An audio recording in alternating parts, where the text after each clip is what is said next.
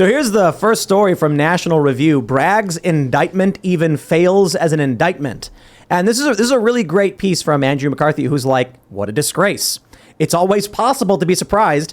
The indictment brought by Manhattan's elected Democratic District Attorney Alvin Bragg against Trump is even worse than I'd imagined. And here's the important part. He says he claims that the 34 counts, which warrant 136 years in prison, are because Trump was trying to conceal another crime. What is that other crime? We don't know, because Bragg says he doesn't need to present it. It just is. That's it. Now, now look, a lot of people. Orange. That's the crime. Well, he's like, Trump lied in running for office. It's like, about what? I don't got to tell you because it's not a requirement. That's not the point. And federal campaign contributions was a crime. And they were like, the feds did not charge him with a crime over anything. You have no jurisdiction here. He's doing it anyway. But here's the best part. Here's the satisfying icing on the cake. Vox.com wrote, yesterday, the dubious legal theory at the heart of the Trump indictment explained. No one knows if Donald Trump can be prosecuted for the hush money payment. The actual original title of this article was, Will Trump actually be convicted? They don't even think so. It's fascinating to see CNN be like, there's nothing here. No new facts. It's what everyone already knew. And Bragg is doing it anyway. So I got to say, like, okay, maybe we'll end up sitting back. And what's really happening is this moron of a DA steps out from a local office and embarrasses the Democratic Party nationally. And Trump is playing the game because he knows every step of the way it's humiliating to them. Yeah, it is. It's really something to see, man. And, like, as I said before, even as a sharp critic of Donald Trump for other reasons, not like the stupid ones. But this is just, look, the guy was just objectively, this is a guy who was, as sitting president, framed for treason. Like, framed for treason by his own deep state. Yeah. There's a real deal attempted coup. They all knew he was not involved in a conspiracy 100%. With Russia. Nobody at the CIA or the FBI actually believed that. None of them believed Carter Page was a Russian agent. They knew he was an informant for them. The CIA told the FBI that he was an informant for the CIA, and then the FBI said on their FISA court application that the CIA corroborated that he had talked to the Russians. But they left out the part that then he came right back to the CIA and informed them of this. So it is, I don't know for sure if this Soros-backed DA is like in on some grand conspiracy. He might be. But there is no question that what Donald Trump laid out in his speech last night is exactly right. That they've tried at every single turn to get him for the most ridiculous things. And probably like Phil, like, I'd be fine if they wanted to get him for any of his real crimes that he did commit, like all presidents commit, like real violations of international law, illegal bombing of Syria, illegally starving the people of Yemen. Fine. Charge him for that. I'll cheer if you do. The problem is that would implicate Joe Biden and Barack Obama and Bill Clinton and George Bush and Dick Cheney. And so they're not going to do that. And so they got to go after him for this stuff. I think they should. I mean, they indicted Trump and it's fair game now. So what I said the other day is that any conservative DA in Colorado or the San Diego area, wherever Abdulrahman al-Awlaki lived, there's no statute of limitations on murder. That's so true. They could indict Barack Obama for the murder of Abdulrahman al-Awlaki, or even Anwar al-Awlaki for that matter, who was his father. Who, look, he was radicalized and he swore allegiance to Al-Qaeda. But when you're an American citizen, you have to be charged with the crime. And then you have to be convicted of that crime. You don't get to just say, this guy said he's with them, so I murdered him. And the one that's more damning about Anwar al-Awlaki in a way, even than his what was his kid, 14 at the time? 16. 16? I think 16. But the one that's more damning, in a sense, is that they admitted that he was the target.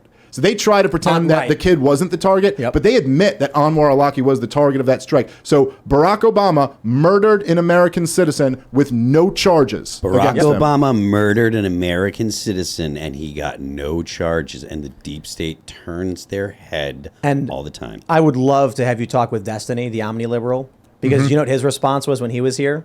He was like, well, he's the president. He has great deference when it comes to war. And I was like, not killing American citizens. By what? In countries we are not at war with. By what standard does he have this? Like, what are you talking about? According to the United States Constitution, The I which can is supposed talk to be a the mile a supreme law. minute standard. Yeah, That's what it's Destiny ridiculous. has. It's the Congress has to declare war, and so they haven't in, like- all these since World War II. Right. So all these military authorizations are completely unconstitutional. And then there's also international law, which says you can't just bomb sovereign countries. Can we just go back a second because you said something I think was important? Isn't it amazing that the deep state and the Democrats framed our democratically elected president as a traitor and foreign agent? They framed him as this, and it's like that is the normal course of action now for this country. That's crazy. Well, I Deep mean, look. state framed a sitting president. Look, well, for say, treason. I mean, I'm ready they to also buy chickens blew and get- one's brains out on national television, so it's not like Well, that new of a president. Tucker Carlson comes out and he's like, didn't he basically come out and say JFK was Yeah. assassinated by Yeah. the CIA or whatever? Yeah, he said a guy who, an anonymous source who had seen firsthand all the redacted documents basically confirmed it to him. Now, do with that what you will, but you could go down that rabbit hole. There's a lot there. I'll also say the Nixon thing really stinks if you look into it. Like, what was it? I think 2 of the 4 people who broke into Watergate were like CIA connected. Just saying, there's a lot of shady stuff in the past. But what's really interesting about Donald Trump is that Donald Trump, although I will criticize him for not following through with a lot of his rhetoric that was pretty good on some of this stuff, Donald Trump was the first presidential candidate, or I should say the first successful presidential candidate who won in any of our lifetimes, who ran unapologetically in opposition to the deep state. Yeah. I mean, like, he ran saying that, like, we were lied into war in Iraq, saying that Obama created ISIS, saying all of these things that were kind of true. I mean, Obama certainly funded ISIS. And so he made enemies of the deep state in a way that none of these other presidents have. When I remember watching the debates when Trump told, who did he tell? Jeb Bush or whatever? Mm-hmm. When he was like, your brother lied us into war or something Yes, it like was that. the South Carolina I was like, debates, yeah. whoa! Yeah. But, it was pretty unreal, that moment of standing in front of South Carolina Republicans at the primary debate and telling the whole crowd that the last Republican president, not like led us into a bad war or something like that, lied us into a war where 1 million people died. Like, basically saying he should be, like, arrested or whatever. And I remember that day, all the pundits were like, well, he blew it. Yeah. I mean, he really blew it. That ain't going to play in South Carolina. And the next day was the South Carolina primary. Donald Trump took 60% of the vote, and the other 11 split the 40 amongst themselves. Wow. It's so amazing. Man. Yeah.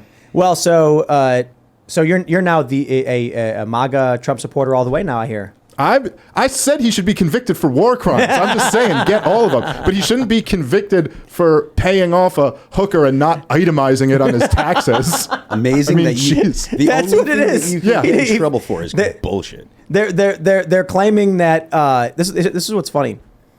Imagine you Dave, have a carpenter buddy who is remodeling your garage, and it's an attached garage, so you put like a loft in the second floor of it or something.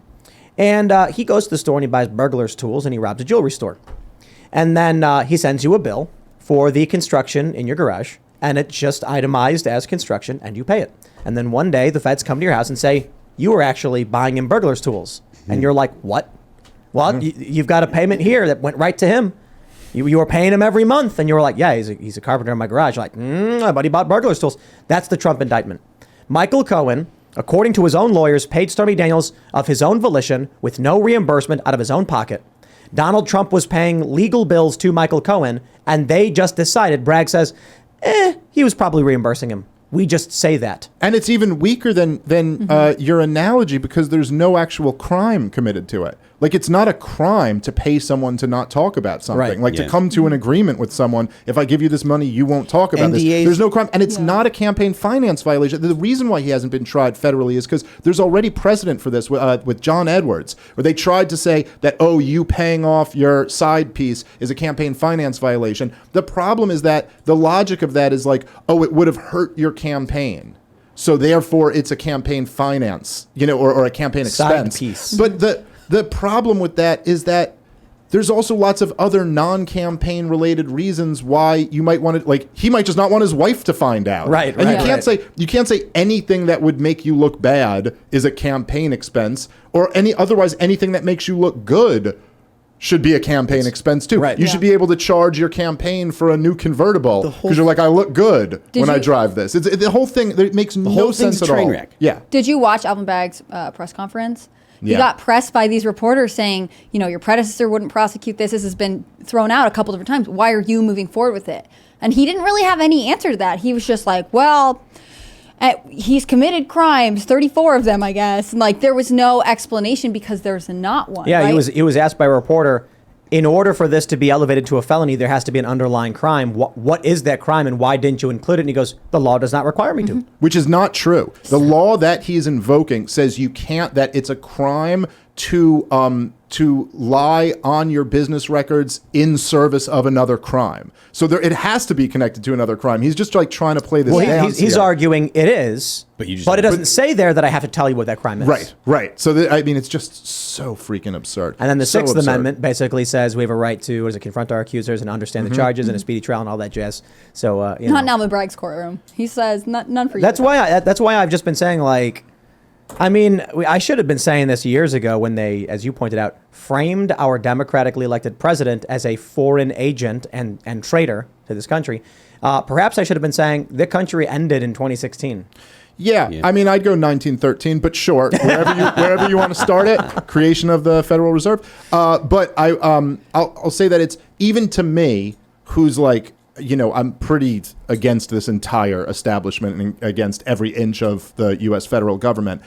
I thought I was surprised that they crossed the line once he was president. I thought it was a crazy line to cross to frame the presidential candidate, Donald Trump, for treason. But when you had them doing it to the sitting president, even to me, I was like, wow. They're actually going to do this to this guy. And look, they didn't remove him from office. They floated around that idea. And in fact, Andrew McCabe, who I believe was the number 3 at the Justice Department, he talked about this in his 60 Minutes interview, where he says before they suck Robert Mueller on Donald Trump, they all in the Department of Justice, in the FBI, debated invoking the 25th Amendment. They were like, maybe we could just remove. He says this. You can go find his words on camera. Says this there, that they thought about, well, we could just remove him.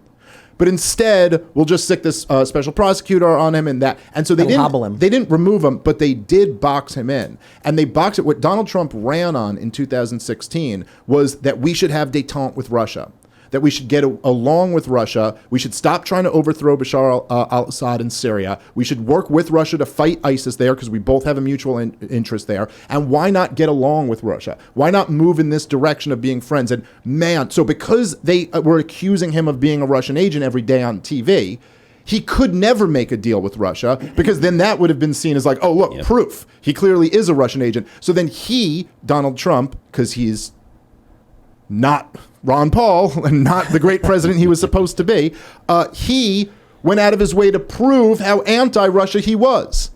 So he goes, I'm not a Russian agent. I'll show you right now. I'll tear up the IMF treaty. I'll send weapons into Ukraine. I'll do everything to show you how much of a hawk I am on Russia.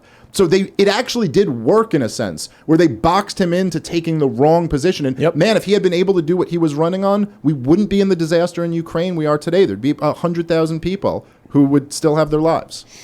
I agree. Yeah. What do you think about the upcoming election? You gonna vote Trump?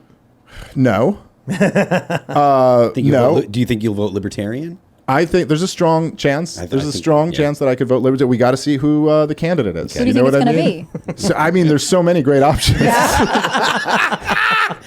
Vermin Supreme. Man, that guy gets up there. I'm obviously going to vote for him. He's running Libertarian? Oh, he I don't always know. does. He's running around his living room in his boxers. Who knows what he's doing? He's a Democrat, though, I think. He runs as a Democrat. No, he's been probably dragging down the Libertarian Party for the past... Nah, those days are over. It's a new Libertarian Party now. Yeah. So who are you guys fielding then? I want to know.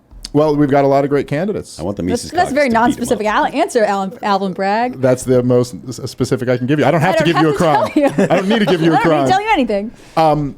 But I will say, no, I would. I'm interested. I will say that Donald Trump's rhetoric over the last, say, couple months has been the best he's been since at least 2016. Yeah. The Agreed. stuff he's been saying on the Ukraine war has been spot on. Now, that's a big difference between me actually trusting him. He said some good things in 2016, and then he's putting John Bolton as his national security advisor. So it's one thing to say it. Yep. But I will say, man, the other day, when he had that speech or whatever where he said, he was like, the number one enemy for America is not Russia. The number one enemy is, and I was just so sure he was going to say China, and I was already rolling my eyes. I was like preemptively rolling my eyes at him saying China. And then he went, the number one enemy is the deep state and Washington, D.C. and all of this. And I felt myself standing to clap. Like I fought the instinct. I fought it, but I felt myself standing to clap for him. So there's a lot better to see him talking like this than talking about how he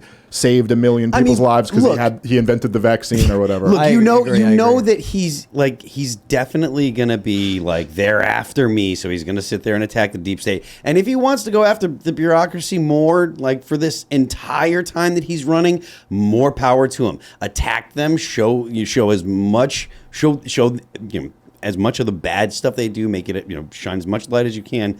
He had the chance to do something about it, and he didn't. I just think he has some fire back right now. Like when he announced in November, I didn't feel it the way that, obviously the iconic escalator moment. And, with East Palestine, with some of his rhetoric, it seems like he has got his momentum back in a way that is truly terrifying to other candidates. You can't really compete with Donald Trump when he is ready to spar with you, and it's really put him in a fighting position of late. Yeah, well, look, and this fuels some conspiracy theories too, which I don't know if there's any truth to any of them, but there is no question to me that it really helps Donald Trump with his base when they raid his home in Mar-a-Lago and when they bring these nonsense charges to him, because it does, again, make him kind of like, it gives you this narrative that, of course, as we were saying, is based off a lot of truth, that he has been completely targeted, but like he won the election in 2016 and he never got a chance to actually be president of the United States. Thanks for watching this clip from the Timcast IRL podcast. Hang out with us live Monday through Friday at 8 p.m. and become a member over at timcast.com for uncensored, members-only shows exclusive. Thanks for hanging out, and we'll see you all next time.